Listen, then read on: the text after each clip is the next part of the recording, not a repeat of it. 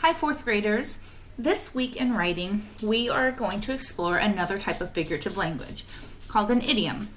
We have learned about similes and metaphors and personification. And this week we're going to learn that idioms is an expression that we use in our talking and in our writing that doesn't exactly mean what the words are saying.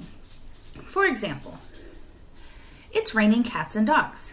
It's not literally raining cats and dogs, but it's kind of an expression that we use to kind of exaggerate that it is raining a lot and it's very heavy. So today we are going to read a story together, and I'm going to stop and we're going to talk about the examples of idioms in the story. Notice how it makes the story a lot more funny and interesting.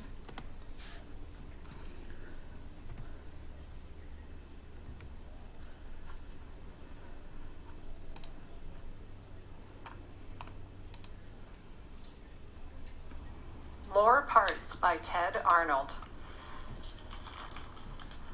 Things are bad and getting worse. Each day it's something new. With all the stuff I hear about, I don't know what to do. One day I tripped on my red truck and it just fell apart. But when I told my mom, she said, "I'll bet that broke your heart."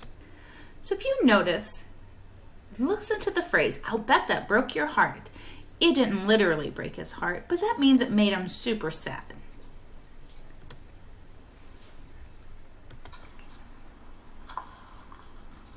I guess that's possible. Who knows? I don't think Mom would lie. I'd better play more carefully. This pillow's worth a try.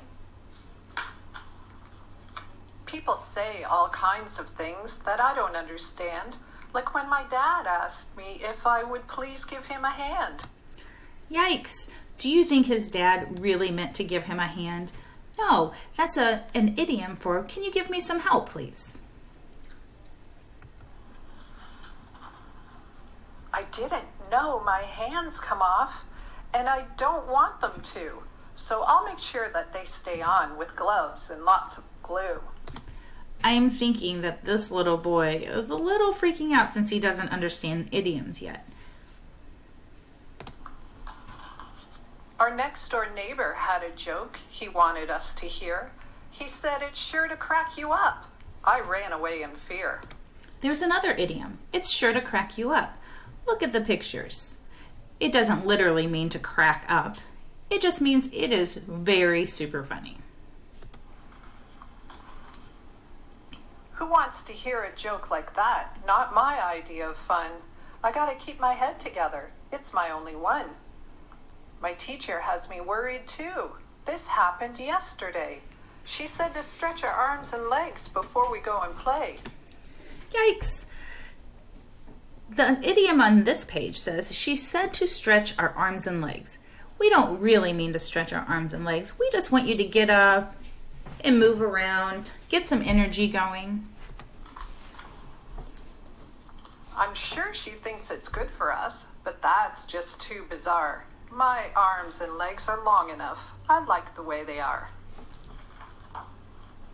I know I've got a lot to learn. I'm little and I'm young. But what did Grandma really mean when she said, "Hold your tongue"? Have you ever heard that? My tongue's a slimy, jiggly, squishy, slippery little squirt.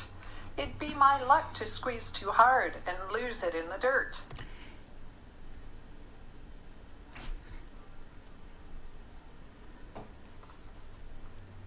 Who knows when some little thing just might lead to my doom.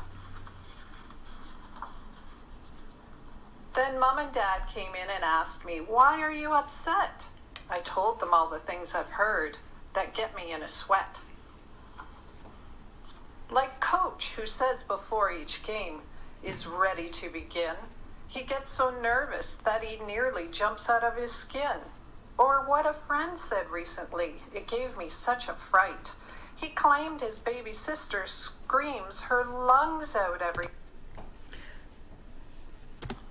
My skin could slip, my head may crack, and I may break my heart. There's that "I may break my heart" again. I could lose my lungs, my hands. Who knows when it might start? What if, quite by accident, my body flies apart? Mom and Dad just smiled and looked relieved that I'm okay. And Mom explained to me about the things that people say. And though my dad laughed, I know he didn't mean to be unkind when he said, "For a minute, son, we thought you'd lost your mind." There's another example. We thought you lost your mind. He didn't really lose his mind, but they might have thought he was going a little crazy, is what that means. Notice how in this story the idioms help make the story more interesting. Let's look at all the idioms that we learned about.